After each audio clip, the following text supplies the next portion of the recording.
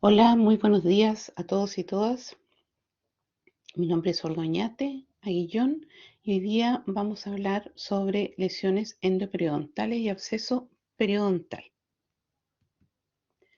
El resultado de aprendizaje es: formula un diagnóstico clínico diferencial, provisional o definitivo de la patología bucal de pacientes adultos, incluyendo la interpretación de la historia clínica y los datos obtenidos en los exámenes clínicos, radiográficos u otro tipo de pruebas diagnósticas.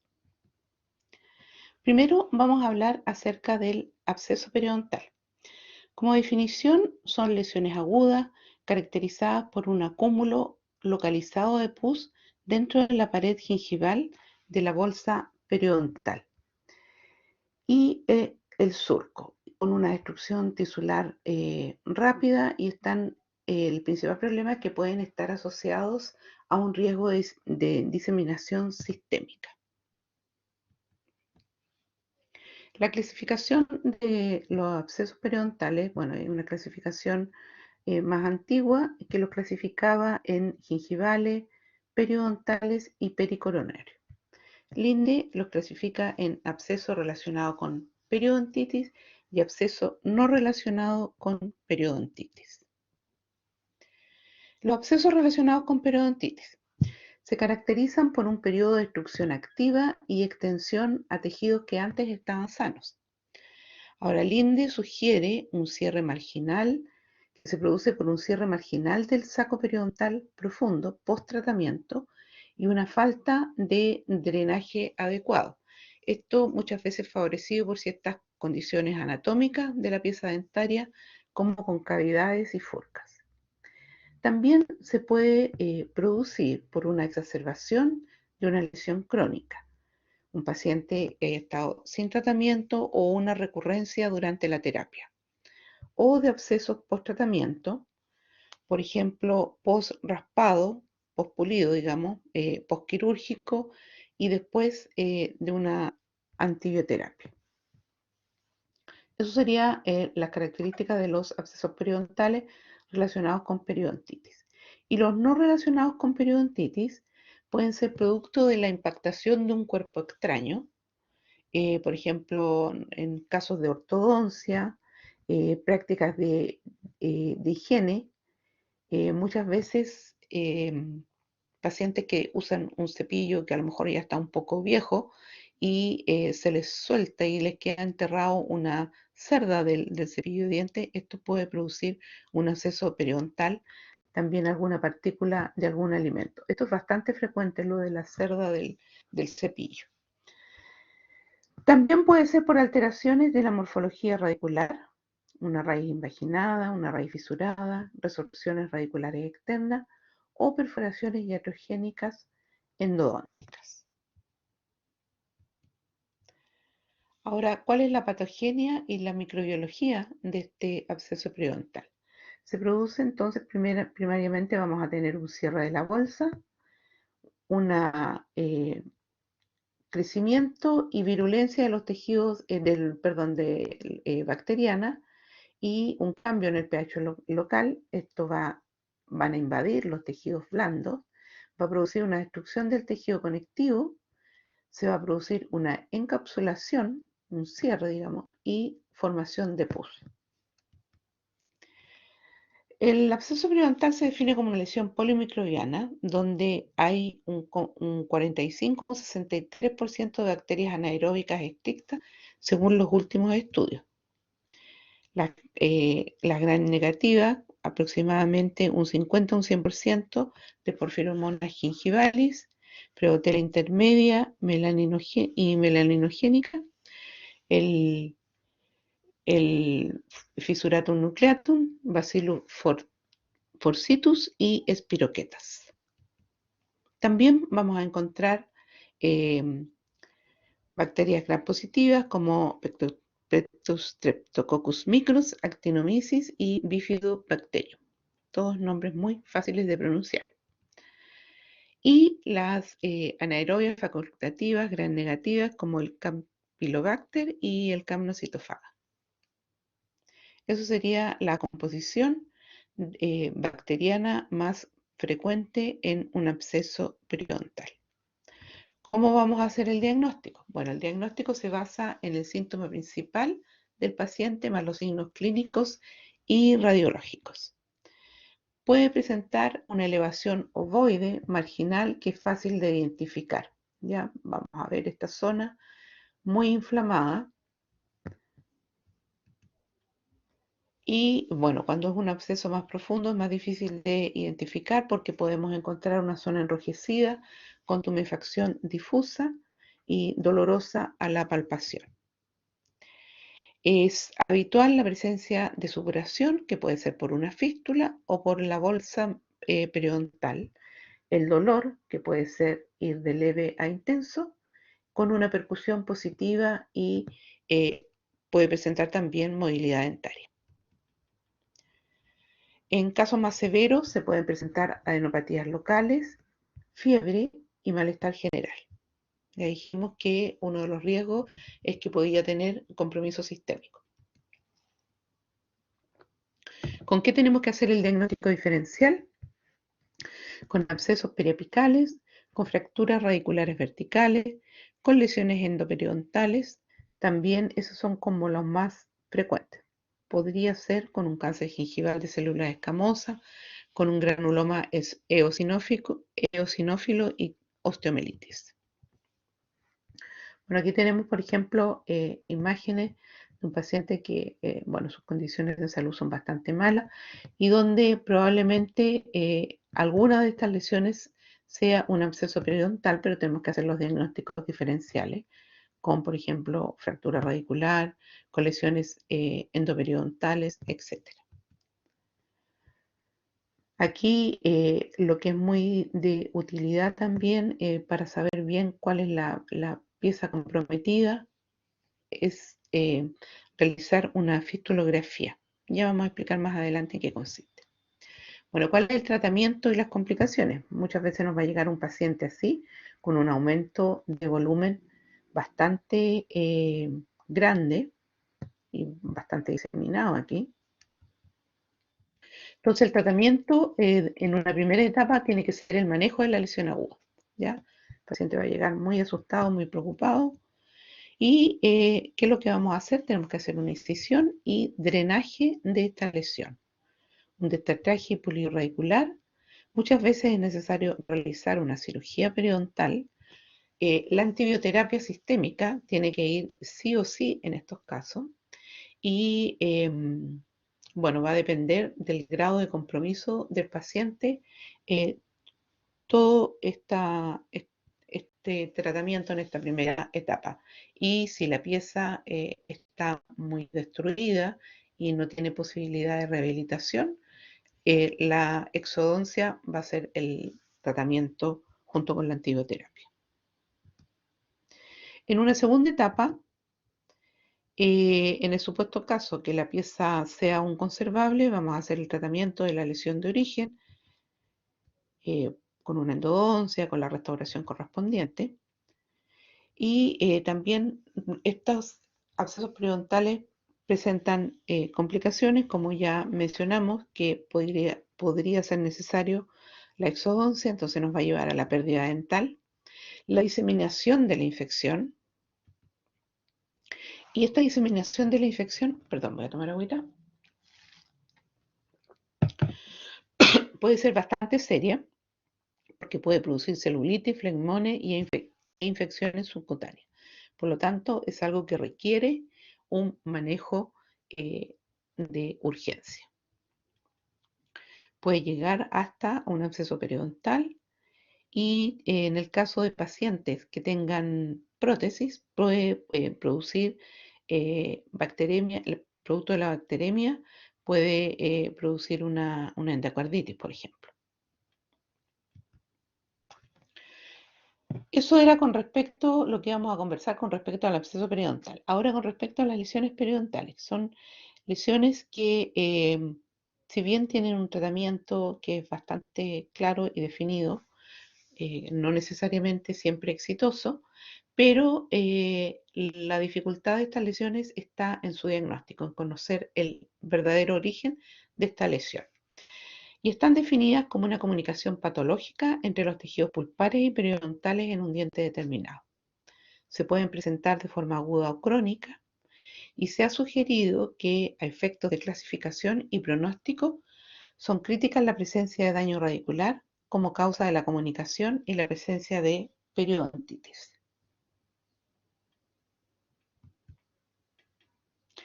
Bueno, ¿cómo se clasifican? Bueno, hay varias clasificaciones, pero la más utilizada es esta que vamos a ver acá, donde tenemos una lesión tipo 1, que es una lesión primariamente endodóntica. ¿Qué quiere decir esto? Que es de origen pulpar y que puede drenar a través del ápice y o conductos laterales y o área de bifurcación.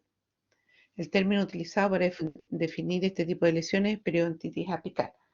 Tenemos que recordar que las piezas dentarias tienen numerosas vías de comunicación entre el periodonto y la pulpa.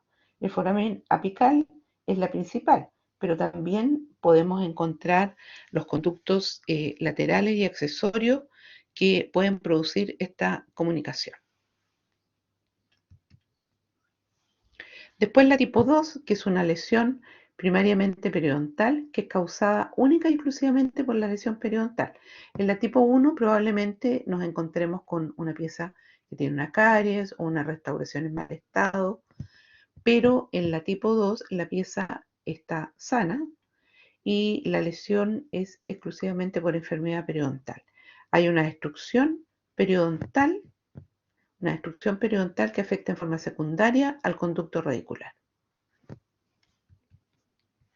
Después tenemos la lesión tipo 3, donde se presenta en forma simultánea los dos cuadros. Es conocida como lesión verdadera o combinada. Y aquí podemos tener dos presentaciones o dos orígenes. Una lesión primariamente endodóntica y secundariamente periodontal, donde el hecho de que una patología pulpar se extienda coronalmente y afecte al periodonto sano de ese mismo diente está directamente relacionado con el tiempo de evolución de la misma. Es decir, cuánto tiempo ha pasado desde que esta patología pulpar se inició y no fue tratada o fue maltratada. Después tenemos la otra presentación, que es una lesión primariamente periodontal y secundariamente endodóntica, donde una lesión periodontal severa alcanza o sobrepasa el ápice del diente y puede acabar provocando una necrosis pulpar, ya sea por el foramen apical o por los conductos laterales que anteriormente les mencioné. Bueno, ¿cómo vamos a diagnosticar esta lesión endoperiodontal? Como les decía, el diagnóstico de estas lesiones, el conocer su verdadero origen, es un poco difícil. Lo primero es la inspección visual.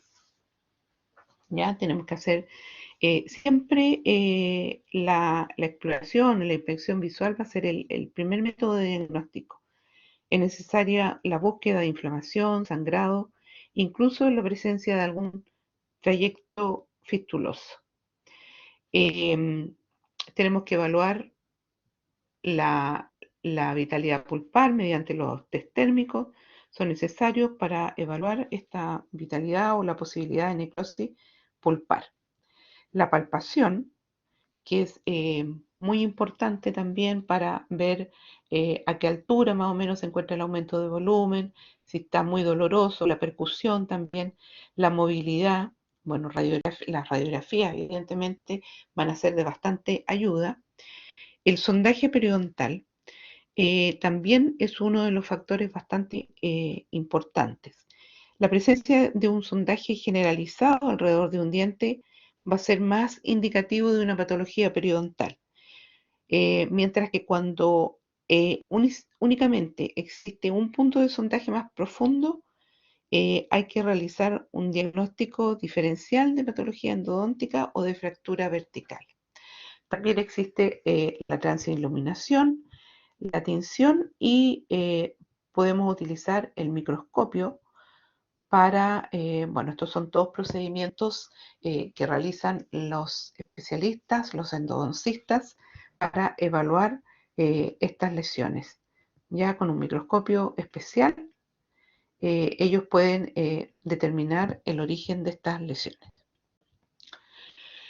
Bueno, ¿cuál es el impacto de la pulpa sobre el periodonto? ¿Ya? ¿Cómo estas lesiones van a impactar sobre el periodonto? Cuando la pulpa está vital, generalmente responde mediante reparación y cicatrización. Sin embargo, mientras la pulpa se mantenga vital, es improbable que haya suficientes irritantes para lesionar el periodonto. Ahora también hay que considerar la anatomía, como ya habíamos dicho. Los conductos laterales se pueden presentar, o accesorios se pueden presentar a todo lo largo de la raíz, pero están en mayor cantidad en la zona apical, muy poquito, como indican los porcentajes aquí detallados, muy poquito a nivel cervical, un poco más a nivel medio, y en el tercio apical es donde podemos encontrar mayor presencia de conductos laterales. Entonces, queda claro que cuando la pulpa está vital, hay menos probabilidades de que se lesione el periodonto. Ahora, cuando se produce la necrosis pulpar, ahí es un poco más complejo, y esto se va a asociar a un proceso inflamatorio periapical o lateral, ya debido a estos conductos que mencionamos recién. Y esto puede evolucionar en un absceso agudo o en una inflamación crónica. Una vez que está destruido el ligamento periodontal y el hueso adyacente, se podría producir un equilibrio, ¿ya? Podría permanecer esta lesión ahí por mucho tiempo sin dar sintomatología. Por ejemplo, podría presentarse como un quiste o una destrucción del hueso alveolar sin sintomatología y ser un hallazgo radiográfico. Ahora, esto cuando se produce la necrosis pulpar, la etiología infecciosa es similar a la enfermedad periodontal, pero de distintas fuentes. Ahora, ¿cuál es el impacto siguiendo con el impacto del tratamiento endodóntico sobre el periodonto? También podemos tener perforaciones. Se puede producir también la irritación mecánica y química del periodonto, ya debido, por ejemplo, cuando se está realizando una endodoncia o cuando se está preparando un conducto que ya tiene la endodoncia realizada, puede ocurrir estas perforaciones. Al momento de preparar el conducto para la inserción de un perno, para realizar una corona, por ejemplo, una rehabilitación, una prótesis fija singular o plural, lamentablemente hay un porcentaje de accidentes que suceden, que no es menor, con la preparación de los conductos. Por lo tanto, hay que ser muy cuidadoso y conocer muy bien la anatomía dentaria para no tener este accidente.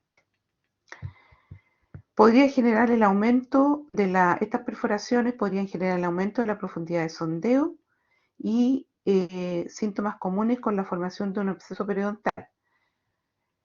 Muchas veces sucede que no se detecta esta perforación, por ejemplo, que hay una corona y ya está realizada. Aquí no se perforó, o sea, se perforó durante la preparación del conducto, pero se continuó trabajando y se hizo la corona. Entonces, esto probablemente por una negligencia no fue detectado a tiempo. Entonces, esto va a producir un aumento de la profundidad de sondeo. Probablemente el paciente llegue un tiempo después con estas molestias o a lo mejor con la formación de un absceso periodontal.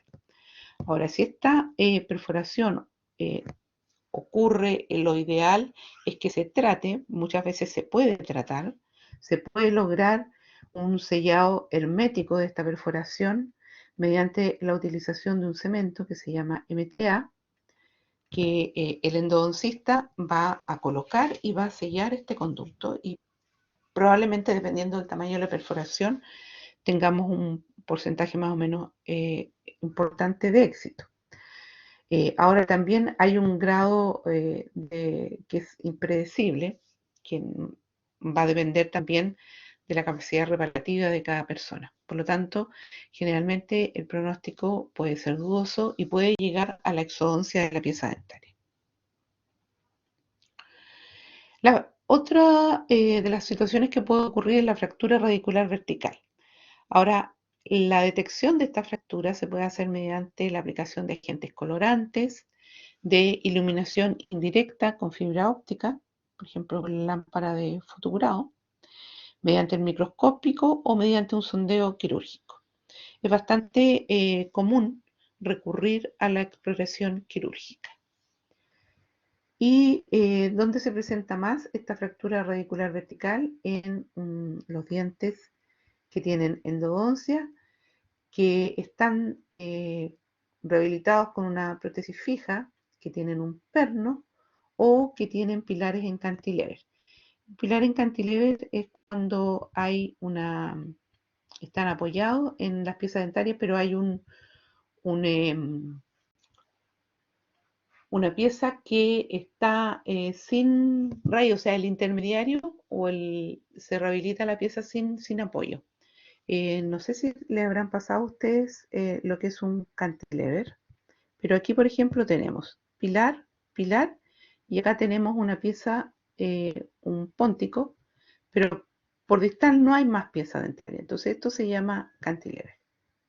También puede producirse esta fractura vertical debido a una preparación inadecuada de los conductos, por ejemplo, una preparación exagerada de los conductos, un conducto preparado muy ancho, o con una desviación que no sigue realmente la parte central del conducto. Y entonces el paciente, como hay una pérdida también de la función mecanorreceptora del diente endodonciado, tiene una disminución de esto. Hay una mayor intensidad masticatoria y estos dientes también son fácilmente fracturables. También dentro de las lesiones endoperidontales vamos a encontrar la resorción radicular. Se denominan externas si provienen de la superficie radicular, por ejemplo aquí, e internas si se inician en las paredes de los conductos. La única forma de diagnóstico y detección es radiográfica. Generalmente son hallazgos radiográficos.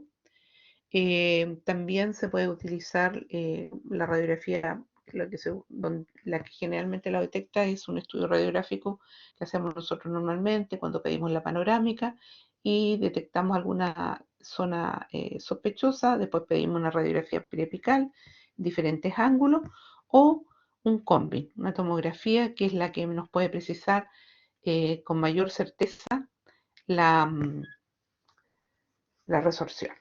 Suele avanzar en forma asintomática y sin causar efectos periodontales. Y esto se produce porque los tejidos duros dentarios están regulados por los mismos mecanismos blásticos clásticos del hueso.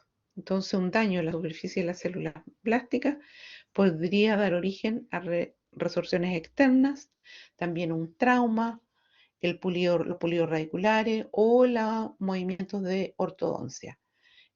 Tratamientos de ortodoncia con movimientos inadecuados son una de las principales causas de estas resorciones.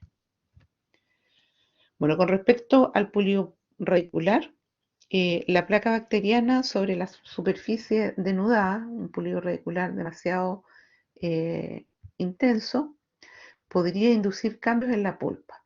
Esto producto de los conductos laterales, el foramen apical o los túbulos dentinarios. Por eso es que es importante la presencia de la capa de cemento, es importante para proteger a la pulpa de la microbiota de la placa. Si nosotros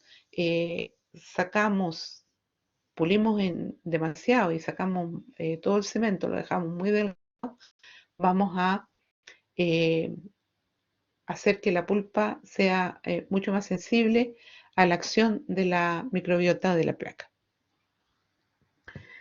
Hay estudios que han demostrado que mientras la placa no afecte el foramen apical, la pulpa es capaz de soportar la injuria.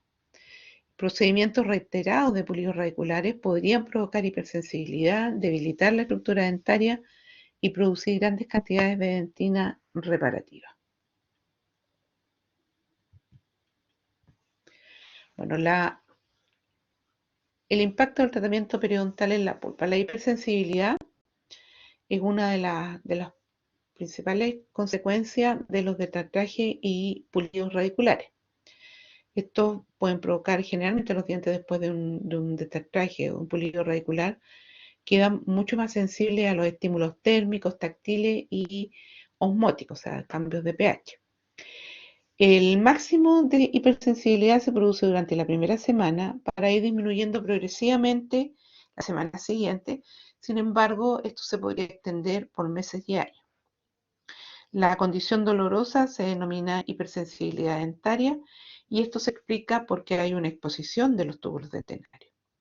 Ahora, el tratamiento incluye el control de la dieta, por ejemplo, alimentos más irritantes, alimentos muy ácidos, muy calientes, muy fríos, y la adecuación de las técnicas de higiene y el uso de agentes desensibilizantes.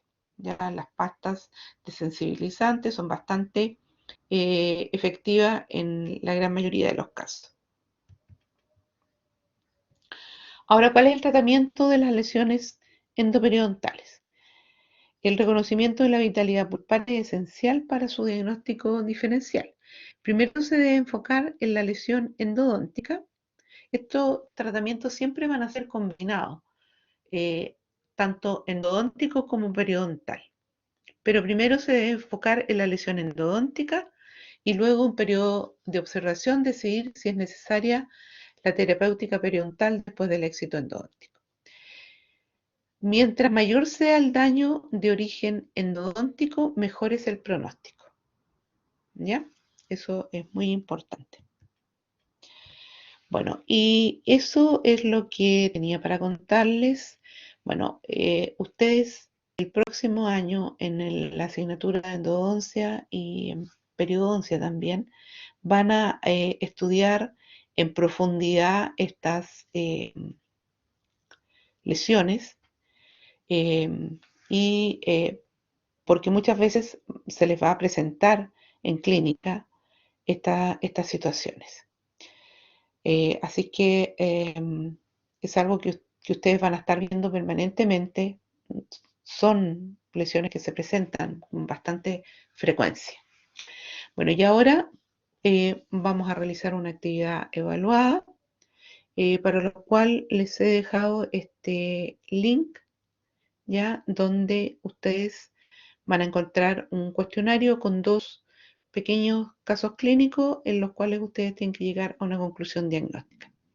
La idea es que formen grupo de 6 estudiantes y contesten este cuestionario que está hecho para la sección 1, la sección de la doctora Barrios, y la fecha de entrega es hasta el lunes 6 de diciembre a las 23:59 horas. Acá está la referencias bibliográficas que pueden utilizar, especialmente para poder, o si es que tienen alguna duda, para completar este cuestionario.